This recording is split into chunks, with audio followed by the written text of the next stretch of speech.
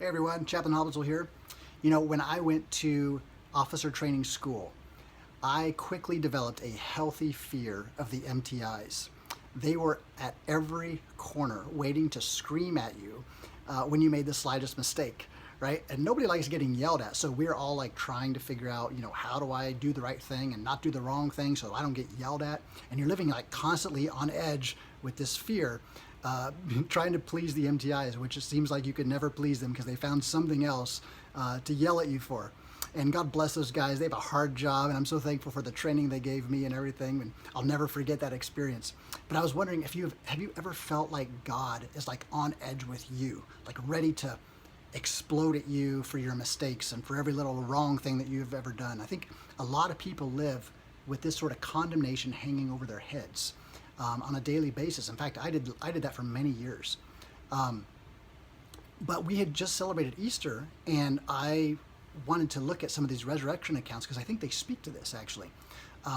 So in all the accounts of the Gospels, it talks about the women and the disciples being terrified for various reasons, and then it also has Jesus' consistent words: "Do not be afraid," and "Peace be with you," said over and over again.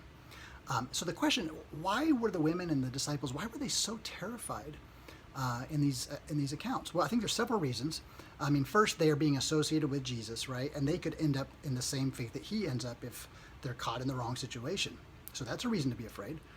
Secondly, angels appear to them, right? And so get out of your mind like a fat baby cherub with wings that's all cute.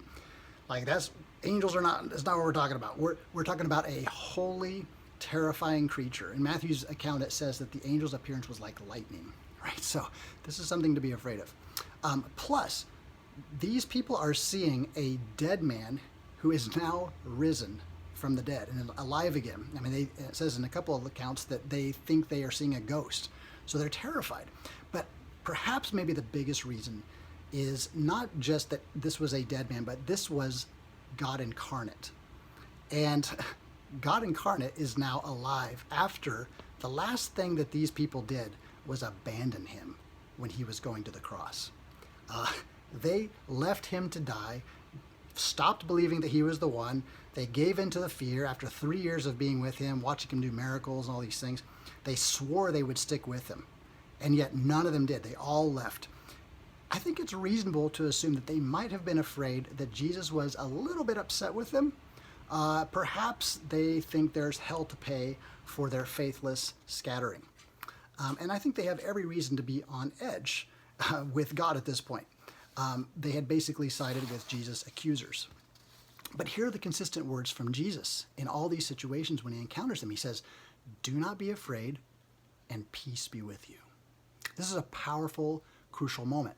So that moment when we know we have really blown it, when we have done the unforgivable, Jesus' words to us are, "Peace be with you, and do not be afraid," right? God is not caught off guard by our short-sightedness, our sin, our mess-ups, our mistakes.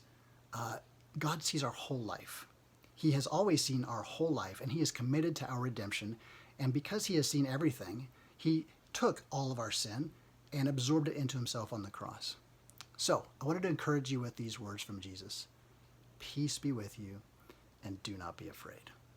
God bless you.